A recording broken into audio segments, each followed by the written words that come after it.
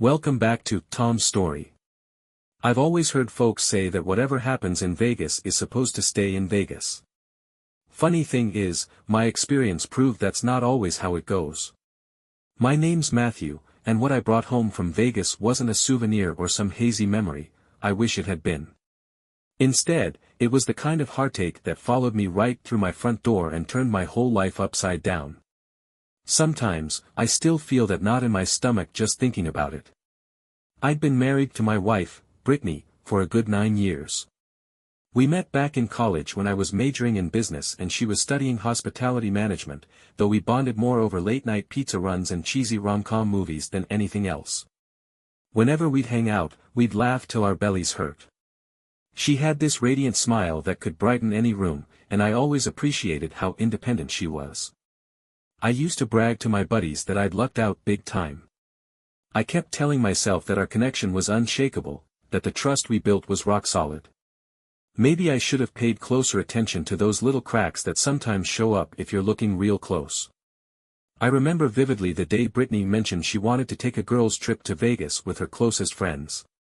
It was one of those sunny Saturday afternoons, and we were both sprawled on our living room couch, sipping on homemade lemonade. Brittany said she felt worn out by her job. She was managing events at a local resort, juggling a ton of responsibilities. She explained that a quick vacation could help her recharge. With absolutely no hesitation, I told her she should go have a good time. That's how much I believed in her and in us. "You've earned it," I said. "Go and make some memories with your girlfriends." Secretly, I felt a little guilty that I hadn't planned a proper getaway for the two of us in a while. Life had been demanding. I was knee-deep in my own work at an insurance firm, while Brittany was always either on the phone or racing to coordinate events. It was like we were chasing our own tails day after day, so a break sounded well-deserved. When the day of her departure arrived, I helped her toss the last of her bags into the trunk of her friend's car. As she stood on the driveway, the mid-morning sun catching her hair, I couldn't help but think how lucky I was to have someone so passionate and strong-willed by my side. "Have a blast," I told her, giving her a light kiss. "Don't worry about a thing. Just let loose and enjoy." She grinned, saying she'd text me pictures, and off she went. I headed back inside, already thinking about how I'd keep myself busy, maybe shoot some hoops with my buddy Eric or finally get around to tackling that messy garage. For the first couple of days, everything seemed normal. Brittany sent me all kinds of photos, bright neon signs glowing above the strip, fancy cocktails decked out with fruit garnishes, snapshots of her and her friends in front of famous hotels. She'd text me random little jokes about how she lost $20 at the slot machines and how one of her friends tried to flirt her way into a free buffet. It was all harmless stuff, at least from my angle. I had zero reason to think otherwise. But on the third night, the text stopped. At first, it didn't really faze me. Brittany wasn't the type to obsessively update social media when she was genuinely having fun. She could get carried away by the moment, lose track of time, totally normal. However, as the hours went by, I started feeling a weird tension in my chest. Around 9 or 10 at night, I gave her phone a quick ring. No answer. I waited about an hour, tried again, still nothing. By midnight, I was pacing back and forth in our living room, the pale glow of the TV flickering on the walls, phone in hand, wondering what on earth was going on. Maybe she lost her charger. Maybe it got stolen. My mind offered up every possible explanation, but a small part of me was uneasy, like that intuition you can't quite ignore. When morning came, I woke up way earlier than usual, grabbing my phone off the nightstand the second my eyes opened. Sure enough, there was a single text from Brittany: "Sorry, Matthew. I passed out early. Love you. Can't wait to be home." I stared at those words for a moment. They felt short, rushed, like she was trying to wrap something up real quick. Still, I told myself I was being paranoid and that I needed to relax. People do fall asleep out of nowhere after a night on the town, right? Anyway, I forced myself to let it go. I decided to keep busy, burying myself in work emails and chores so my mind wouldn't wander too far into negative territory. Brittany flew back home a day later, rolling her suitcase into the house with a big grin. She looked happier than she had in months, her cheeks were a little sunburnt, and there was this fresh glow in her eyes.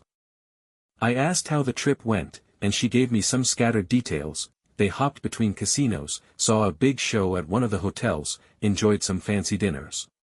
She acted like everything was normal, even teasing me about how I'd probably lose my mind if I saw how huge the buffets were.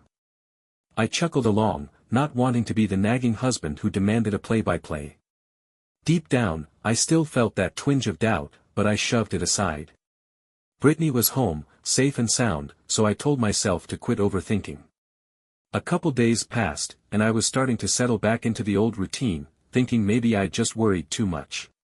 Then one afternoon, Brittany left her laptop open on the kitchen counter. She had stepped out to pick up groceries. I was minding my own business, pouring some coffee, when an email notification popped up on her screen. It was from a Vegas hotel she'd stayed at, and the subject line read, "Thank you for your stay. Exclusive photos available." My heart thumped harder than it should have for a simple promotional email. Something about the timing of that message made me uneasy. My eyes flicked over the subject line, and before I knew it, I found myself clicking it open. The email showed off a bunch of marketing images, the hotel's swanky nightclub, a fancy pool deck, and an offer for guests to purchase candid shots taken during their stay by roaming professional photographers. I was about to shrug it off as harmless when I scrolled down, and saw her. It was Brittany, all dressed up, looking every bit like she was having the time of her life. Only she wasn't alone. Her arms were around another man, her face tilted up toward him in a way that made my gut twist. The timestamp on that photo was from the very same night she had told me she'd crashed early. I felt the blood drain from my face. My hand trembled on the mouse, and my mouth went dry. 1,000 questions swirled in my mind, but none of them found an answer. I just kept staring at that image, memorizing every detail, the color of the flashing club lights, the way she leaned into him, the grin plastered on his face. It was like my reality suddenly cracked right down the middle. I wanted to confront her that instant, maybe call her phone and demand she come home so we could talk. But a strange calm swept over me instead. I started thinking, if there's one photo floating around like this, what else could there be? So, I closed the email, feeling this cold, methodical determination flood my veins. I'd gather more proof. I'd understand the whole story before I made any move. Later that evening, Brittany was in the shower, and her phone was charging on the bedroom dresser. Normally, I would never poke around her phone, though we'd often hand our phones over to each other to show pictures or texts from friends. But this time, I had a different motive. My hands were shaking as I swiped her phone open. I felt like I was crossing a line that couldn't be uncrossed, but I needed to know the truth. What I found turned my stomach. There was a message thread with someone named Trevor. He wasn't just some random friend, the texts were loaded with flirty comments, teasing winks, and private jokes. One message read, "The night with you was one I'll never forget. Let's do it again soon." My heart pounded so hard I could hear the blood rushing in my ears. Brittany had typed back, "We can't talk about this in messages. I'll call you when I can." My anger surged, but it was that deep, quiet kind of anger, the kind that sits and waits. I scrolled further back, my eyes widening at each new photo they'd exchanged. I saw pictures of Brittany in lingerie I'd never laid eyes on, standing in front of a mirror with Trevor in the background, casually lounging on the hotel bed. Then came videos. The first was Brittany giggling, showing off a table covered with champagne glasses, rose petals, and what looked like a half-eaten dessert. The second video made my skin crawl, Trevor pulling her into this passionate, almost aggressive kiss, his hands roaming in ways I never wanted to see. Then there was footage that tore down any last shred of doubt, raw, explicit proof that Brittany had broken every vow she'd ever made to me. My wife, the person I thought I knew like the back of my hand, was doing things with another man that I couldn't wipe from my mind, no matter how hard I tried. I stood there with Brittany's phone in my hand, the steam from the shower drifting under the bathroom door, and I felt nothing but betrayal. My chest ached. My throat felt tight.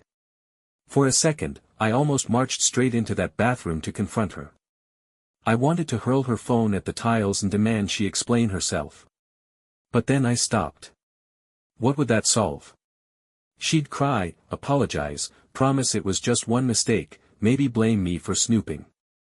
Who knows how it would spin out? I wasn't ready to hear the excuses or the pleas. Instead, a plan formed in my head, one that was half cooked by rage, half by a need for justice. If she was going to record her betrayal, I'd hold on to that evidence for myself. So I forwarded every photo, every text, every video to my own email, my pulse pounding. Then I carefully deleted the traces of what I'd done from her phone, making sure there was no sign I'd snooped. When Brittany finally came out of the bathroom, hair wrapped in a towel, all I did was flash a casual smile and ask if she wanted to order takeout. She smiled back, clueless about the storm brewing behind my eyes. The next day, I pretended to be lost in thought, then acted like I'd had a brilliant idea. You know, I said to Brittany in a gentle tone, I've been thinking about how we haven't really thrown a party in ages, especially for my birthday.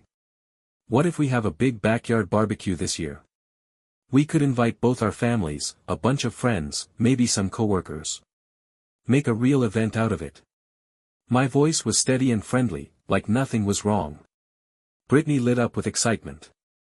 Oh, that sounds fantastic, she said, resting a hand on my arm. It's been so long since we've had everyone over. Let's do it right, decorations, music, the whole deal. It struck me how easily she could grin at me without even a hint of shame for what she'd done. But I nodded, forcing a smile, telling her that was exactly what I had in mind. What I didn't say was that this party would be the stage for the biggest reveal of my life. In the days leading up to my birthday barbecue, I felt like I was living two lives. On the surface, I was the cheerful husband, lighting up the grill and stacking charcoal, texting invitations to friends and relatives, joking about how I'd better get a good set of birthday presents. Underneath, I was seething with anger, replaying those images of Brittany and Trevor every time my eyes closed. Every time she laughed or gave me a sweet kiss on the cheek, I had to swallow the bile rising up my throat. I wasn't sure how I was going to pull off my plan, but I knew I was committed. My pride was in tatters, my heart was shattered, and I was determined to expose her dishonesty right in front of everyone who mattered. The morning of the party, I got up before sunrise. I picked up extra bags of ice, inflated a handful of balloons, lined up beer and soda in the cooler, and set up a big table for all the potluck dishes folks would bring. Brittany fluttered around in a summery dress, making a fruit salad and carefully arranging vases of fresh flowers on the patio. If you didn't know any better, you'd think we were a picture-perfect couple preparing for a wholesome gathering. Every so often, she'd lean over and give me a peck on the cheek, saying she loved me. My stomach twisted each time. The nerve of it all. I told myself to stay calm, to keep my mask firmly in place until it was time. By mid-afternoon, people started rolling in. My folks showed up first, a bottle of bourbon in hand for me as a birthday gift. Brittany's parents arrived soon after, her dad with a big grin, her mom giving me a warm hug. Then came her brother, some of her cousins, and a bunch of our mutual friends.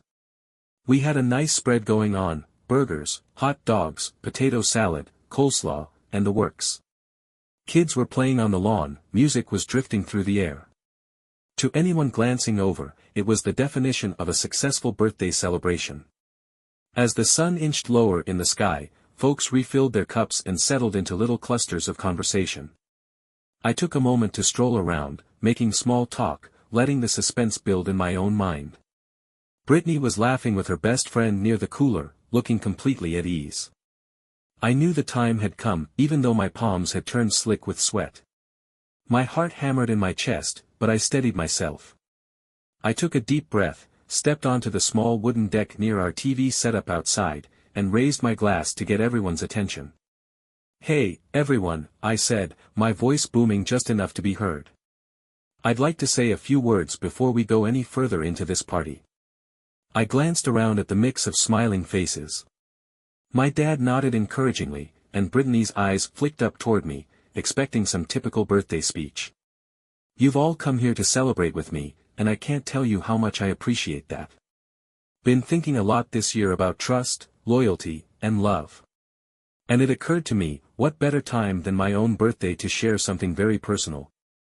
Some folks looked confused, others curious. Brittany set down her drink, a slight frown appearing on her face, and took a hesitant step forward. That was my cue.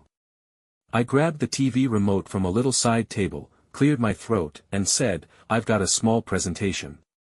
I hope y'all don't mind indulging me for a moment." I pressed play. The TV screen sprang to life, showing the first video I'd extracted from Brittany's phone. It was just a few seconds of her spinning around in a glamorous suite, giggling at the scattered rose petals. Then, with a jarring cut, the footage switched to her locked in Trevor's arms, his lips crushed against hers. The entire backyard went silent, except for the sound of the video playing. Brittany's face went white as a sheet. She opened her mouth, but no sound came out.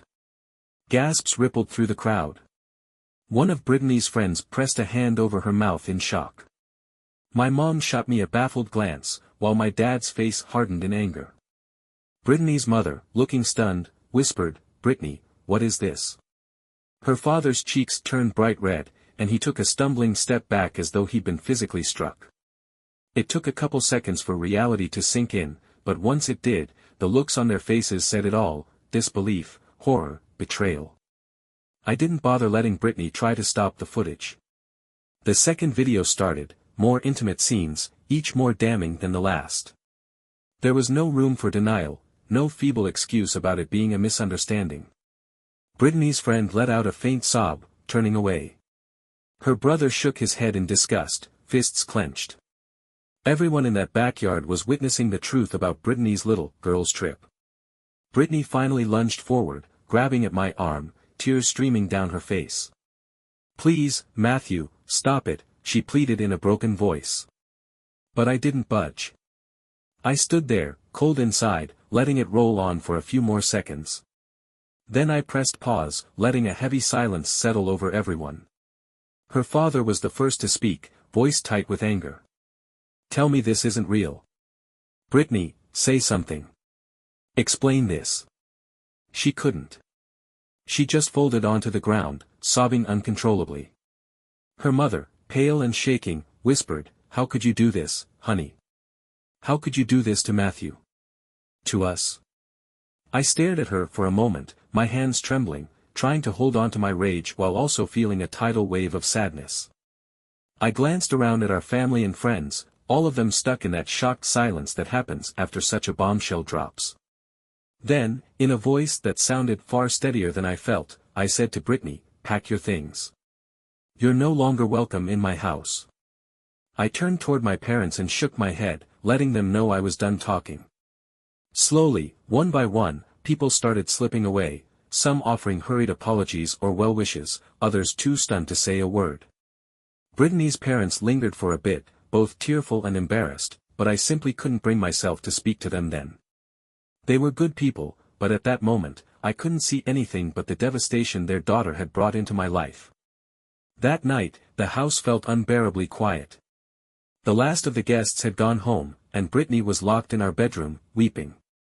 I stepped outside onto the porch, the night air cool against my skin. My mind swirled with every possible memory: our wedding day, the trips we took, the time she held my hand during my grandmother's funeral. It was like sifting through shards of glass. Eventually, I went back inside. Brittany tried to talk to me, but I shook my head and locked myself in the guest room. In the silence, I replayed the day's events until I drifted into a restless sleep. In the days that followed, things moved quickly. Brittany's parents helped her find a temporary place to stay, maybe a motel, maybe a friend's apartment. I never asked. Our conversations were short and stilted. She attempted to call me a few times, leaving voicemails that swung between tearful apologies and desperate pleas. I didn't respond. Instead, I started reaching out to a divorce lawyer recommended by one of my coworkers. There was no coming back from this. I didn't see the point in letting it drag on or giving her a chance to spin more lies. The divorce proceedings themselves were relatively quick and brutal. Brittany tried, in her own way, to reconcile at first. She wrote me a long, handwritten letter saying she'd made a huge mistake, that it was a one-time fling driven by alcohol and peer pressure from her friends. But the evidence was overwhelming. Those texts and videos showed a side of her I never imagined existed. She had plenty of chances to come clean, and she never did. She only tried to hide it. When we finally stood in front of a judge to finalize everything, I felt strangely detached, like I was watching it all happen to somebody else. Brittany's eyes brimmed with tears. Maybe she was genuinely sorry. Maybe she just couldn't handle the consequences. Either way, I was beyond caring. The judge stamped the documents, and just like that, our 9-year marriage was officially over. I ended up selling the house. It felt tainted, haunted by memories I couldn't bear to face every day. I packed my things and moved into a small apartment downtown. It was nothing fancy, but I liked its clean slate feel, bare walls, new neighborhood, new start. Meanwhile, Brittany seemed to vanish from my life entirely. She moved away, or so I heard from a mutual acquaintance. She lost her job at the resort, fell into a spiral of regret and loneliness. I didn't follow the details too closely. It was enough to know she was gone. Healing wasn't quick or neat. There were days I'd wake up with this hollow ache in my chest, remembering the betrayal like a fresh wound. I'd question my judgment, wondering how I ever let myself get so blinded by love or routine. Therapy helped a bit, gave me a safe space to vent. Over time, though, I found myself again, hanging out more with old friends, picking up new hobbies like hiking on weekends, and maybe letting a tiny spark of hope back into my heart. Eventually, I met someone new, Rachel. She was introduced to me by a friend at a casual gathering. We started off slow, both of us cautious with our hearts, but it didn't take long to see that she was honest, open, and caring in ways that felt refreshing. There was no hidden agenda, no double life. Rachel would text me silly jokes during her lunch break, invite me over to try a new recipe she was experimenting with, or sometimes just sit quietly with me while we watched old sitcoms on TV. I won't lie and say I never think about what happened. The memories, the betrayal, they're part of my story now. But I also know that pain shaped me into someone stronger. I learned to spot red flags, to trust my instincts when something feels off, and to never take real loyalty for granted. And that, in its own strange way, helped me appreciate what I have now. Looking back, I wish I'd never had to discover just how cruel fate can be. But I've come to believe that, no matter how terrible an experience is, you can still emerge on the other side, maybe a little wiser, maybe a little more careful about who you give your heart to. If there's any glimmer of hope I'd share with folks going through something similar, it's this: even after the worst betrayal, there's a future worth fighting for. It may not come quick, and it sure won't be easy, but it's there. I found mine in the simple kindness of a person who respects me, who'd never tear my world apart for a fleeting thrill. So, that's my cautionary tale about what happened when a carefree Vegas trip ended up tearing my life in two. The phrase, "what happens in Vegas stays in Vegas," turned out to be the biggest lie for me, because the fallout followed me back home, right into my living room. Yet, after enduring heartbreak, anger, and the long path of healing, I can finally say I'm hopeful. My scars might always be there, but I've learned to carry them with my head held high. And for the first time in a long while, I'm looking forward to the days ahead instead of dreading them.